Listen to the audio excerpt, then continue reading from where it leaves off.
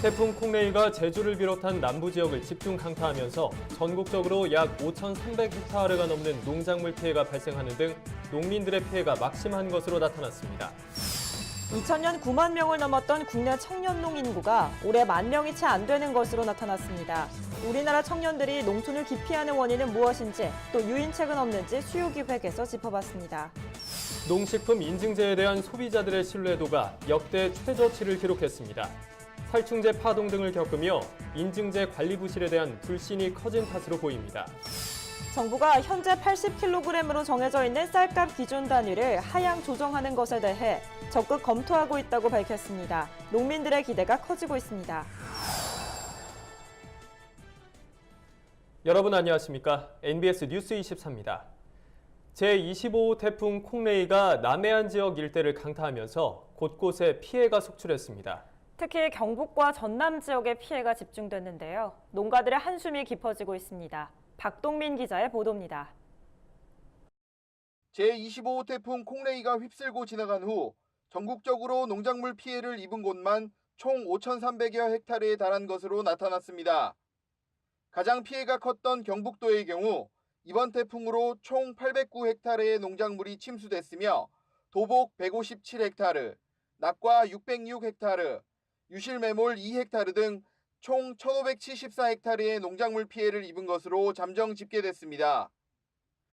특히 300mm가 넘는 폭우가 쏟아진 영덕군의 경우 주변 도로나 하천뚝보다 지대가 낮은 강구면 강구시장 주변과 축산면 일대에 침수 피해가 집중된 것으로 나타났습니다. 마당에 차도 그냥 순식간에 물이 다 차가지고요. 집이 가요. 거의가 이런 물에 잠길 정도입니다, 지금요. 송이도요, 저온 창고나 이래 있으면은 다 며칠간 보아야 되는데, 전기가 다 끓어가, 다 차단돼 버려가지고요. 송이도 물에 잠겼고 이래가지고, 쓰다모하고 이래가지고요. 아는 사람 일러저러 놀아주고요. 다 한 3천만 원 이상 넘는 거 다 그래 없애보고 피해를 많이 보게 되어 있습니다. 경남도 역시 농작물 1,133헥타르가 물에 잠기고 공공사유시설 52곳이 침수되거나 부서지는 피해를 입었고 전남 지역의 경우 수확기에 접어든 농경지 피해만 1,500헥타르에 육박했습니다. 지금 하우스나 이런 게 비가림 시설이 많이 비닐이 벗겨진 상황이에요. 비닐 자체로 손실이고 그 안에 있던 작물 같은 경우에도 피해를 많이 봤고요. 나무 같은 경우에도 일단 낙과 피해도 그 1차적인데 2차적으로 이제 잎사귀들이 떨어져 버리니까 내년에 이제 농사가 힘들죠. 이렇게 돼버리면 나무들이 영양분이 다 빠져버리니까요. 특히 전남 광양시 진월면과 송금리의 경우 양상추 재배 비닐하우스 단지 300여 동이 침수되는 피해가 발생했습니다. 비닐하우스 한 개 동당 피해 규모가 상품 출하 가격을 기준으로 했을 때 200에서 250만 원에 이르는 것으로 알려졌습니다. 가을 태풍 콩레이가 지나간 자리에 수확기에 피해를 입은 농민들의 한숨만 깊어지고 있습니다. NBS 뉴스 박동민입니다. 태풍 피해를 입은 농민들이 피해 복구에 안간힘을 쏟고 있는 가운데 정부도 태풍 피해 농가 지원에 총력을 쏟고 있습니다. 농협 역시 피해 농가 지원에 발벗고 나섰습니다. 보도에 최서영 기자입니다. 농식품부는 태풍 피해 농가의 부담을 덜어주고자 병충해 방제 비용인 농약대와 대체 파종에 드는 비용 대파대를 지난해 말 인상된 지원 단가를 적용해 지원할 방침입니다. 이로써 대파대의 경우 과체류는 헥타르당 종전 392만 원에서 619만 원, 엽채류는 297만 원에서 410만 원으로, 농약대는 과수류가 종전 63만 원에서 176만 원, 채소류 30만 원에서 168만 원 인상 적용됩니다. 또한 피해가 큰 농가에는 생계비와 고교생 자녀 학자금을 지원해주고 영농자금도 상환을 연기하거나 이자를 감면해주기로 했습니다. 농가가 희망할 경우 재해복구를 위해 재해대책 경영자금도 지원하기로 했습니다. 농협 역시 태풍 피해를 조기에 복구하는 데 힘을 모으고 있습니다. 먼저 김병원 농협중앙회 회장은 이번 태풍으로 침수 피해가 심했던 경북 영덕 피해 현장을 직접 찾아 재복구를 도왔습니다. 이때는 인원이 최고요. 그래서 사람이 있어야 뭔 일을 하는 거야. 그럼 들어가서 봐라. 너무 처참하잖아. 네, 그러겠습니다. 같이 지원을 하죠.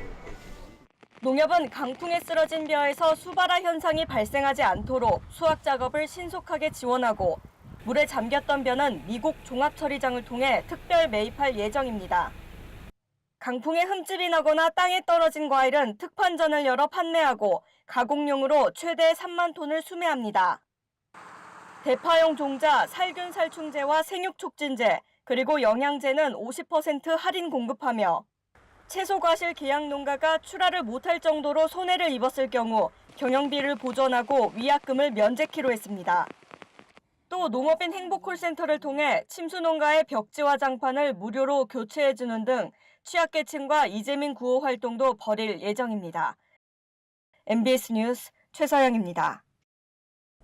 태풍 콩레이의 영향으로 전국적으로 총 5,300헥타르가 넘는 농작물에 피해가 발생한 가운데 태풍 이후 농작물 관리에도 비상이 걸렸는데요. 피해를 입은 농가들이 농작물을 복구하기 위해 어떻게 해야 하는지 오주석 기자가 알아봤습니다.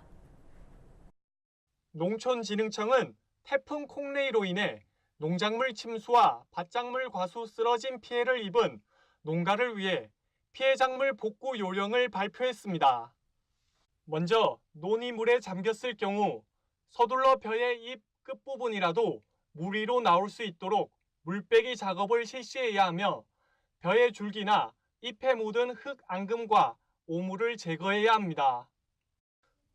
물이 빠진 후에는 새물로 걸러 대기하여 뿌리의 활력을 촉진시키고 쓰러진 벼는 4에서 6포기씩 묶어 신속히 일으켜 세운 후 조기 수확해 즉시 건조시켜야 피해를 줄일 수 있습니다. 침수된 밭작물도 즉시 일으켜 세워 물을 빼주고 잎에 묻은 오물이나 흙 등을 제거합니다. 생육 불량 포장의 경우 비료 40g에 물 20리터를 섞어 잎에 뿌려주고 병해충 방제에 특히 신경 써야 합니다. 파종한 지 얼마 되지 않은 밭작물 같은 경우에는 약재를 가지고 깨끗하게 살포를 해가지고 병해충이 병균이 침입하는 걸 미리 사전에 차단을 해주시고, 과수 같은 경우에는 올해보다도 내년을 위해 수세 회복하는 데 위주로 해서 찌질지거나 이런 가지는 잘라주시고 약재 발라주시고, 그리고 또 예방 위주로 약재 살포를 한번 해주시고 이렇게 하는 게 좋습니다. 축산 농가의 경우 충분한 환기로 축산의 습도를 낮춰줘야 하며 수시로 분뇨를 제거하여 유해가스 발생을 줄여야 합니다. 또한 가축에 젖은 풀이나 변질된 사료를 주지 않도록 하고 예방접종을 철저히 해야 합니다. NBS 뉴스 오주석입니다. 다음은 뉴스24에서 준비한 수요기획입니다. 농업계 이슈를 깊이 있게 전해드리고 해결 방안을 모색해보는 시간입니다. 오늘은 그 첫 번째 순서로 청년농이 처한 현실과 고민은 무엇인지 살펴보겠습니다. 김인경 기자의 보도입니다. 나이든 농촌을 넘어 사람이 없는 농촌. 우리가 마주할 미래 농촌의 모습입니다. 2000년 9만 명을 넘었던 국내 청년농 인구는 이제 1만 명도 되지 않습니다. 통계청에 따르면 지난해 40세 미만 농가 경영주는 9,273가구, 역대 최저치입니다. 전체 경영주 가운데 청년농이 차지하는 비중도 2000년 6.6%에서 2017년 0.9%로 급감했습니다. 예전에는 농가 100곳 가운데 67농가는 젊은 농부였다면 이제 한 농가 겨우 찾을까 말까한 수준이라는 겁니다. 이러한 추세라면 청년농은 2년 뒤에 6,900여 가구, 7년 뒤에는 3,700여 가구까지 줄어들 전망입니다. 이 흐름을 바꾸려면 매년 1,000명 이상의 청년농이 농촌으로 유입돼야 한다는 게 한국농촌경제연구원의 분석입니다. 그렇다면 청년들은 왜 농촌에 오지 않을까? 귀농을 결심했다면 토지나 자금 같은 기반 문제를 맞닥뜨릴 수밖에 없습니다. 20, 30대 청년농은 당장 농사지을 농지를 사거나 빌리기 어렵고 초기 투자금이 넉넉지 않아 사업을 새롭게 시작하기 부담스러운 겁니다. 아니요, 생각해 본 적이 없어요. 일단 전문적인 지식이 없기도 하고요. 어렸을 때부터 그런 데 노출될 기회가 없었기 때문에. 돈도 어느 정도 적당히 벌고, 그리고 도시에 살면서 많은 사람도 만나고 하고 싶은 사람들이 많은데 귀농에 대해서 딱히 그렇게 생각해 본 적도 없었던 것 같아요. 왜냐하면 저희는 사실 항상 직업이라고 생각하면 항상 도시 한가운데에서 되게 돈 많이 벌고 되게 신시대에서 사는 그런 거를 되게 지향적인 직업이라고 생각을 하니까. 도시에서는 직장을 구해 일을 하면서 배우면 되지만 귀농은 CEO가 돼서 하나부터 10까지 직접 챙겨야 하는 만큼 생각할 게 한두 가지가 아니라는 게 젊은이들의 설명입니다. 도시에 비해 각종 인프라가 크게 부족한 것도 문제입니다. 의료시설이나 대중교통, 교육 여건이 모두 좋지 않은 탓에 젊은이들이 둥지를 틀기까지 주저할 수밖에 없는 겁니다. 제일 힘든 거는 문화유아시설이 열악한 이런 부분하고 교육 환경이 부족한 게 많으니까 그게 제일 힘들겠죠. 그다음에 일자리도 그렇게 다양하지 않고 이런 측면이 힘들어하겠죠. 의료시설도 당연히 원거리, 오지 이런 데서는 응급 상황 발생했을 경우에는 한 시간씩 이렇게 나가야 되니까 힘들죠, 아무래도. 전문가들은 먼저 살고 싶은 농촌을 만들어야 청년들도 자연스럽게 찾아올 것이라고 조언했습니다. NBS 뉴스 김인경입니다. 네, 그렇다면 농촌에 정착해 살고 있는 청년 농부들의 생각은 어떨까요? 이들의 꿈과 고민은 무엇인지 농민신문의 설문조사 결과 살펴보도록 하겠습니다. 스튜디오에 김인경 기자 나와 있습니다. 농민신문이 청년농을 대상으로 설문조사를 진행했다고요? 네, 농민신문은 여론조사 전문기관 한국갤럽과 함께 전국의 만 19세 이상 40세 미만 청년농 100명을 대상으로 청년농 실태조사를 실시했습니다. 네, 그럼 이분들이 실제로 농사를 지으면서 어떤 부분을 가장 어려워하던가요? 네, 역시 돈이었습니다. 응답자의 33%는 현재 농업 경영의 가장 큰 어려움으로 자금 부족을 꼽았습니다. 특히 부모님께 가업을 물려받은 승계농보다는 새롭게 귀농 귀촌한 창업농이 자금 부족의 어려움을 더 강하게 인식하는 경향을 보였습니다. 역시 자금 문제가 가장 힘든 부분이었군요. 혹시 다른 문제는 없었습니까? 네, 다음으로는 노동력 부족이 27%, 판로 확보와 마케팅이 18%, 자연재해 등 영농의 불확실성이 10%로 뒤를 이었습니다. 농촌에 일할 사람이 없다, 열심히 농사지어도 제대로 팔 곳이 없다는 농업계의 고질적인 문제가 청년농들에게도 같은 고민으로 다가온 겁니다. 네, 또 정책적으로 풀어야 할 부분도 있을 것 같거든요. 그렇다면 이 정부와 지자체가 펼치고 있는 다양한 정책에 대해서 우리 청년농들은 어떻게 생각하고 있나요? 네, 대체로 비판적이었습니다. 특히 정부나 지자체의 농지 취득 임대 정책이 얼마나 만족스러웠는지 묻는 질문에 절반이 넘는 응답자가 불만족한다고 답했습니다. 만족한다는 답변은 고작 11%에 그쳤습니다. 청년농을 위한 농가 지원 사업을 재정비하는 등 세밀한 정책 설계가 요구되는 대목입니다. 네, 들어보니까 10명 중에 1명 정도만 만족한다라는 응답을 한 것 같은데요. 앞으로의 과제에 대해서는 어떻게 보고 있습니까? 네, 비교적 긍정적인 시각으로 영농 규모를 더 확대할 것이란 의지가 보였습니다. 앞으로 본인의 농업 경영에서 무엇이 중요하다고 생각하는지 묻는 질문에는 영농 규모 확대가 25%로 가장 비중이 높았습니다. 가공, 관광 등 6차 산업 시도가 19%, 시설 현대화가 18%로 집계됐는데요. 보다 진취적인 자세로 농장을 더 키우고 싶다는 청년 농부들의 포부가 드러나는 대목이었습니다. 네, 알겠습니다. 청년 농부들의 생각을 알 수 있는 의미 있는 설문조사였던 것 같습니다. 김인경 기자 오늘 수고했습니다. 정부가 관리하는 농식품 인증제에 대한 신뢰도가 바닥으로 추락했습니다. 살충제 성분 검출 달걀 사태와 같은 부실 인증 사태가 끊임없이 발생한 탓으로 보입니다. 김아영 기자입니다. 농식품부의 조사 결과에 따르면 농식품 관련 국가 인증제에 대한 소비자 신뢰도가 2016년 71.5점에서 2017년 54.5점으로 급락한 것으로 나타났습니다. 농식품 인증제가 지금 형태로 재편된 2012년 이후 소비자 신뢰도가 50점대로 떨어진 것은 이번이 처음입니다. 세부 항목을 살펴보면 인증제를 신뢰한다는 응답은 2016년 76.6%에서 2017년 41.7%로 절반 가까이 줄어든 반면 신뢰하지 않는다는 응답은 4.5%에서 25.3%로 5.6배 늘었습니다. 부정적 의미가 담긴 보통이다란 응답도 18.8%에서 33%로 뛰었고 전반적으로 수도권에 거주하면서 어린 자녀가 있는 30대 주부의 신뢰도가 낮았습니다. 농식품 인증제를 신뢰하지 않는 이유로는 관리 부실이 31.3%로 제일 많았고 믿음이 가지 않아서라는 응답이 24.1%로 뒤를 이었습니다. 농식품 인증제의 신뢰도가 하락하면서 인증 마크를 단 농식품의 구매율도 떨어진 것으로 나타났습니다.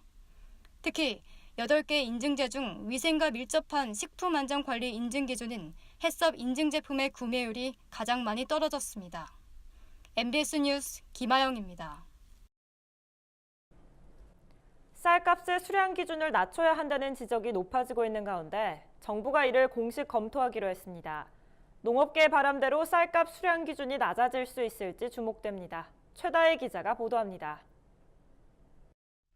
농식품부는 최근 쌀값의 기준 단위 변경과 관련해 이해 관계자의 의견을 수렴하는 등 다각적으로 검토 중이며 그 결과는 10월쯤에 나올 것이라고 설명했습니다. 현재 통계청은 매월 3회 산지 쌀값을 20kg으로 발표하고 있지만 농업계는 관행에 따라 80kg으로 환산해 사용해 왔으며 쌀 목표 가격도 80kg을 기준으로 18만 8천 원이 됐습니다. 그런데 우리나라 1인당 연간 쌀 소비량은 61kg 수준인 것을 고려하면 기준 수량 80kg은 너무 크고 쌀값이 조금만 올라도 크게 오른 것처럼 왜곡되기 쉽다는 지적이 꾸준히 제기돼 왔습니다. 가정에서 가장 많이 판매되는 쌀 단위가 10kg인 점을 고려해봐도 80kg 기준은 너무 크다는 지적입니다.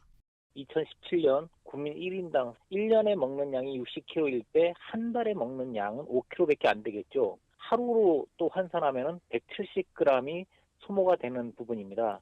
이렇게 하루에 먹는 양이 작은데 오히려 쌀값 발표는 20kg 또는 80kg 기준으로 발표가 되다 보니까 어떤 작은 변화에도 소비자들이 받는 심적 데미지가 굉장히 크다라고 느껴질 수 있기 때문에 정부 통계 또는 기준 중량은 1kg 단위로 하향시키는 게 마땅하다고 생각을 합니다.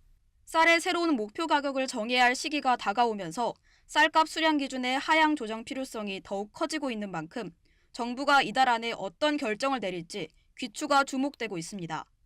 MBS 뉴스 최다혜입니다. 조류 인플루엔자인 AI를 예방하기 위해 평택시가 드론을 활용하고 있습니다. 축사의 지붕까지 방역해 철새로 인한 감염을 막겠다는 의지입니다. 이창호 기자의 보도입니다. 평택시 청부급의 양계농장.